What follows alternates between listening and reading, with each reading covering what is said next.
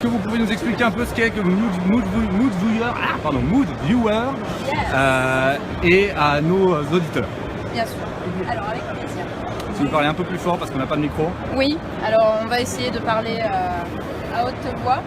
Donc alors du coup ça c'est notre produit, donc Mood Viewer. Donc là en fait on est sur la version anglaise avec un contenu en anglais. Par contre on a déjà lancé la version française il y a quelques mois.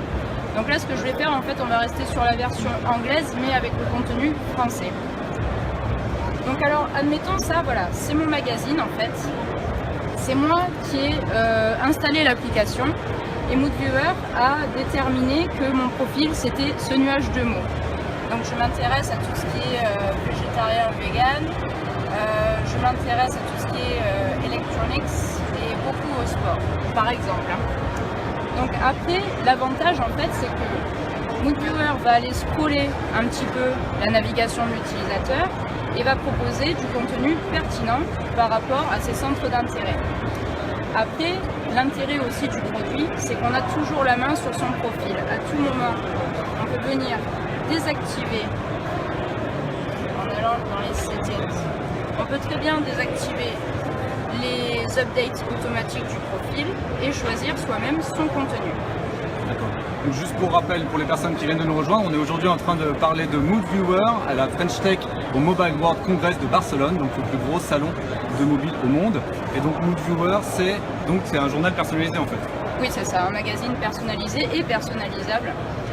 Donc là voilà, on est dans les catégories et on va pouvoir en fait venir mettre à jour son profil selon ses centres d'intérêt. Par exemple, je suis à fond de sport, je vais régler en fait mon profil sur les 5 petits points pour avoir encore plus de propositions. Vous voyez, on a même du cricket, je ne sais pas si vous avez pu voir. Ouais, j'ai pu voir. Ouais. C'est vraiment spécialisé, hein, vraiment. Voilà, donc on a plus de 150 centres d'intérêt. D'accord, donc comment les données sont collectées? Alors comment on sait? Est-ce que moi je dois rentrer mes 150 intérêts à la main ou est-ce que c'est fait automatiquement? Alors en fait ça va dépendre. Si vous vous inscrivez et que vous voulez que Mood Viewer fasse le travail pour vous, il suffit d'installer l'application. Donc il y a une première étape d'inscription, soit vous inscrivez avec un mail, un mot de passe, soit par le biais de votre compte Facebook. D'accord. Deuxième possibilité, en fait, une fois que vous êtes inscrit, vous téléchargez l'application, Ouais. donc qui est disponible desktop, tablette et depuis tout récemment sur le mobile. Voilà. Donc là, c'est la version iOS. Je vois. D'accord. Donc, pour résumer à nos lecteurs, donc on a comment dire, tous nos intérêts qui sont collectés donc avec un compte.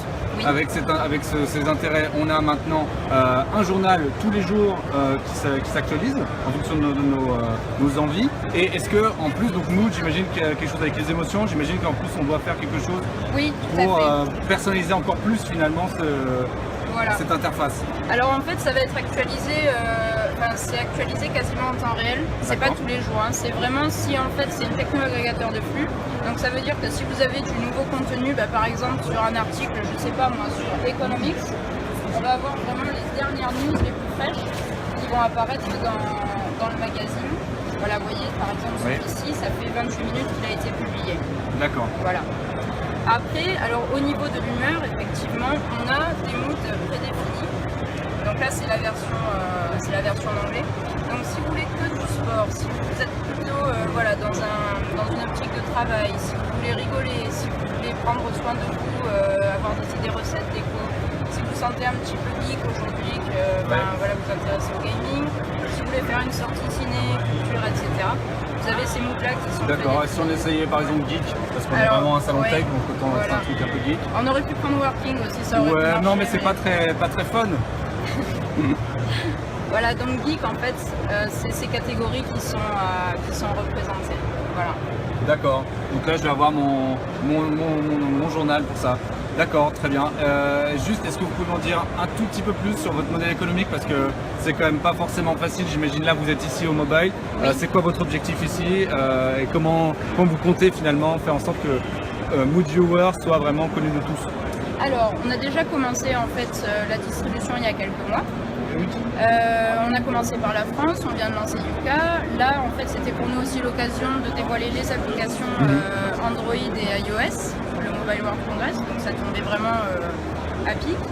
Après, au niveau de la monétisation, ça va vraiment dépendre en fait des partenaires qu'on peut trouver, de l'intérêt qu'il peut y avoir. Quoi qu'il en soit, on n'est pas non plus là pour monétiser uniquement avec de la pub et du contenu sponsorisé. On n'est pas là non plus pour spammer les utilisateurs. Il faut quand même que ça reste un produit sympa et plutôt cool. D'accord, très bien. Bah écoutez, merci beaucoup. Merci. Bon congrès et bon courage, bonne chance. Merci. Voilà, donc on était avec Mood Viewer, donc qui propose un magazine personnalisé pour tous les utilisateurs qui s'inscrivent sur son site. Donc pour rappel,